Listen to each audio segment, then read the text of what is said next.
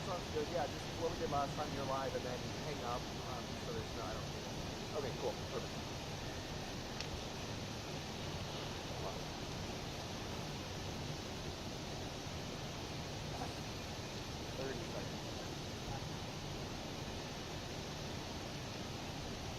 I'm gonna say a sentence and get out of the way anyway.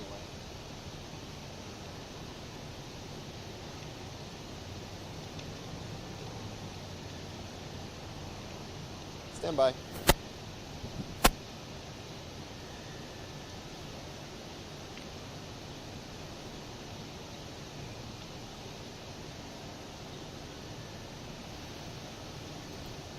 Hey friends, happy Monday. Thanks for joining us for Unscripted on 13 Plus. I'm Anna Orsini. We want to get you started with some breaking news we were following. If you joined us at all this morning, it was something that we were hitting on pretty hard in the last 2 hours of our morning show. Pulling up a live map right now, if you look towards the center of your screen, you can see some black lines, some black dots there on your screen.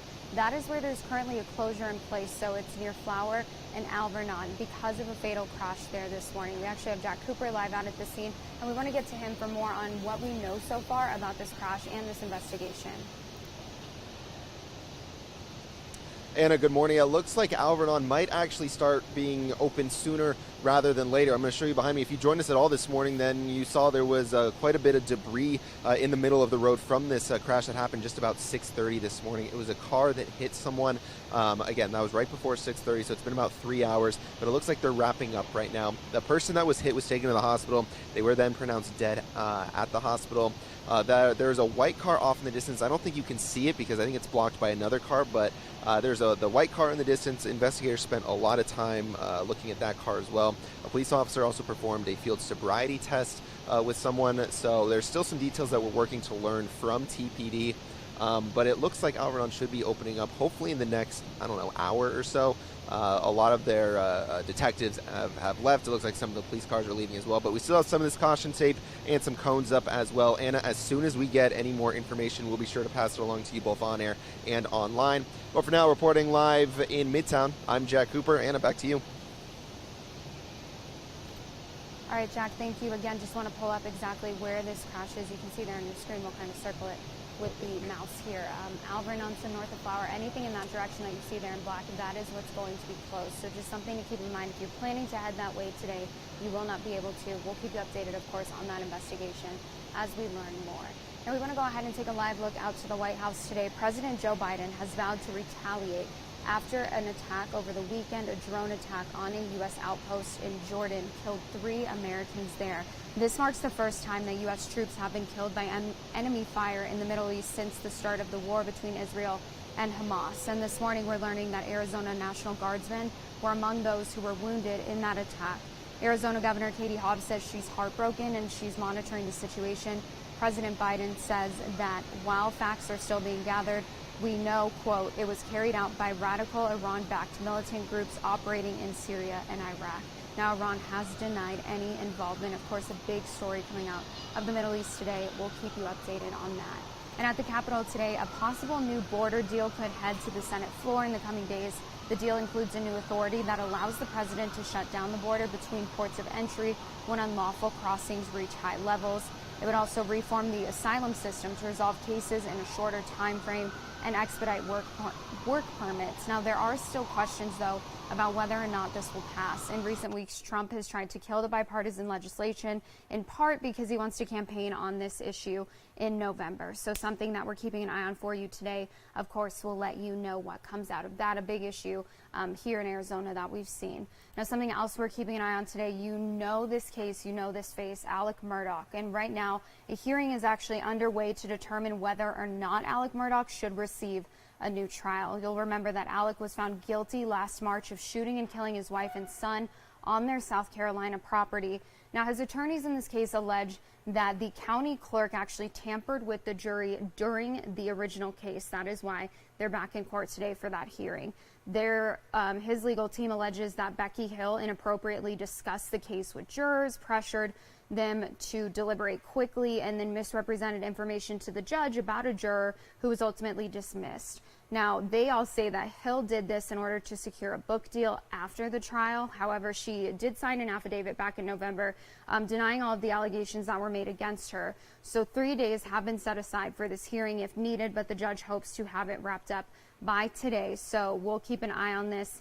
And what comes out of this, of course, a big case that a lot of people are following. And the big question now is whether or not Alec Murdaugh will be receiving a new trial. So we'll let you know what comes out of that today. Of course, something else that we are continuing to keep an eye on today, a big day for a lot of you if you have to do your taxes. I know that's the worst part of being an adult once you realize you have to do that. It is the first day of tax season. Now, you have until April 15th to file your taxes. That is also the deadline for an extension if you need it. So you need to request one by April 15th. If you do file for an extension, then you will have until October 15th to then file your taxes. The IRS, though, offering a new way for you to file this year. It's called Direct File, and that's available in 12 states, including right here in Arizona. So what exactly is that? Well, it's a pilot program to make it much easier on you when you're filing. It's also a free program. So for people who are 70 and older, the IRS sent out a reminder that minimum distributions may be due. They are taxable, and you may be subject to penalties if they aren't taken out in time. Another reminder this morning that the IRS recently ruled that Arizona families rebate recipients will need to report their rebates on their federal tax returns. So there is an extension that gives you 6 extra months. You should only use that, though, if you absolutely need it. Now, we know that tax season, of course, is something that can be really intimidating, but remember, there's a lot of different resources out there to help you file your taxes, which includes a new program called the VITA program at United Way. If you make less than $64,000 and have all your tax documents, then you're ready to go. You're ready to have them filed. So for more information on all those different resources available to you right now, you can head over to our website, KOLD.com. We're trying to help you get through tax season. We know that as soon as you hear those words, it's like all the stress just comes on, realizing that you have to do that. One thing that's not stressful this week, though, is our weather until the end of the week, and then we're kind of picking up a bit. But for the start of our week, absolutely gorgeous, Allie. It really is. I mean, the 70s and sunshine in January. I mean, come on, what more could you want? Let's get it, right? So we are going to be on a roller coaster ride, and I'm just giving you a heads up now. So put your hands up, folks. We are going to go for a drop. So 77 degrees our forecasted high for today, but look at this by Saturday. 55 degrees. Woohoo! Don't put those coats away just yet. So Anna, literally what we're at right now, 54 is around what we're going to see for our high on Saturday. How is the morning temperature at what, 9:30 our high? Exactly. Heading into the weekend. We'll have a little bit of sunshine in the mix. That's good, Okay. right? But still, 54 degrees right now in Tucson, 51 for Sierra Vista, 43 for Wilcox, 58 for our friends in Marana. So by 11 o'clock this morning, 67, 77 by 3, 7 o'clock, 67 degrees. Our radar is on the dry side right now, so that's some good news for us, right? Maybe a little bit of clouds, and that's pretty much about it. That ridge of high pressure right there is what's really warming us up. But as you see the blue, purple colors, that's a trough, and that's going to be heading our direction. It's going to cool us down. It's also going to bring us that rain. The ridge will return, and then another trough will pass through. So that means rain and mountain snow. So on Friday early morning, as some of you might have a early morning commute, Anna will already be at work at 4 o'clock in the morning. We'll see that rain make its way into town. It's going to sit with us, in fact, throughout the morning, and then continuing into the afternoon. You see that pink on your screen, that sleet. The blue is some snow. So yes, that's very possible in the higher elevations. We'll see that valley rain. Again, this is all going to take place on Friday. We'll dry out mostly by Saturday, leaving it with a 20% chance for rain. This storm system will also bring some gusty winds at Thursday, Friday, and Saturday. Cochise County, listen up for you in Douglas. 70 degrees today, 69 Sierra Vista and Wilcox, 66 for our friends in Bisbee. Today's forecast in our neighboring towns: 70 Douglas, 76 Green Valley, 74 in Nogales, and 77 for the Tucson area. Look at this 7-day forecast, something for everybody. 80 degrees tomorrow, the 70s until Thursday. Rain on Friday at a 90% chance, 59 degrees, and the 50s are hanging around with us on Saturday. So unfortunately, this is one of those cases where that weather is hitting us right on our weekend, right when you're going to do things. but beautiful to start out our week. Well, and so my friend's son is having a birthday party and it's outside on Saturday. Oops. And I texted her yesterday. I'm like, just giving you a heads up. Might want to bring it inside. Right, start thinking about cold. moving things. But Exactly. if we don't think about Friday, I mean, that chunk of 4 days looks It's absolutely so nice. beautiful. Yeah. So we'll take, I mean, it's the good and the bad, something for everybody. Some people are like 80 degrees way too hot in January. Right, Well, then you can look exactly. forward to Friday, Saturday, and Sunday. Absolutely. Perfect. Something for everyone. A little bit of something for everyone. Look how Allie does that. She's looking out for y'all. Exactly. Perfect. Thank you, ma'am. Yeah. We'll take one last look or another look up on the website right now on the ADOT map because we just want to circle back to this crash again that we're monitoring from this morning. We just had Jack Cooper out there live. So where you kind of see the cursor there on your screen, the mouse, Alvernon, this is north of Flower up until Glen. That portion of the roadway is closed. We know that a person died after a vehicle versus pedestrian crash. Officers responded to that intersection this morning. They say a male victim was taken to the hospital where he died. Now, the driver did remain on scene. The investigation is underway. But like we saw with Jack just a few minutes ago, we know that the intersection there is still closed, that portion of the roadway. So if you are planning to head on Alvernon today towards Flower, towards Glen, you will not be able to go that way. Of course, we'll keep you updated on this investigation as we learn more about what kind of happened there this morning. And something else that we are keeping an eye on today is a meeting with the U of A. The president, Robert Robbins, will be giving an update on the financial plan at the U of A. Now, this comes just days after Governor Katie Hobbs sent a letter demanding a clear action for remedy addressing the crisis there. The university leaders point to decentralized and unaccountable budgeting process for the loss that the university saw. The university has already slowed spending by implementing hiring freezes and travel restrictions.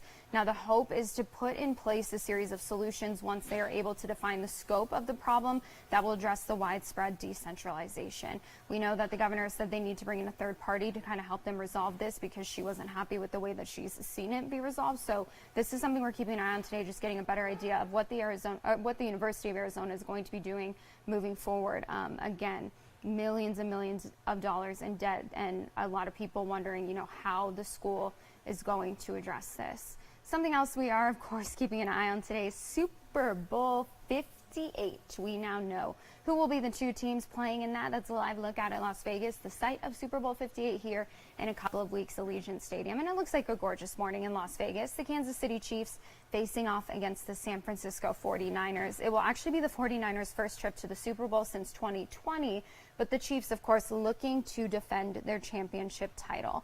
Now, if you do want to attend the game this year, best of luck to you. It's going to be very expensive to do so. $7,000 to $55,000 a ticket. So not a cheap experience, but if you're a fan of the Chiefs or the 49ers, maybe you're willing to shell out on those tickets. Let us know if you're one of those lucky people. We'd love to see your photos and your videos from Vegas here in a couple of weeks. Now, of course, a big thing that we've been talking about, unfortunately, with all the football has been this romance between Taylor Swift and Travis Kelce. And a lot of people taking that opportunity to kind of take full advantage of the romance between the two. So we know that American Airlines actually is offering new flight numbers for the Super Bowl. Their flights from Kansas City to Vegas and back. This is a story you can see up on our website. You can go check it out for yourself.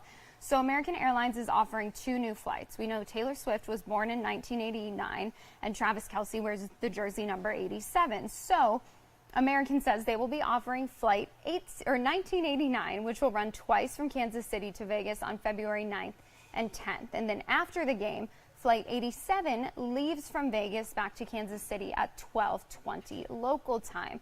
Now, these are not flights that American Airlines usually offers. They said that they felt like they had to because they are, quote, in their football era. Now, here's what I want to know.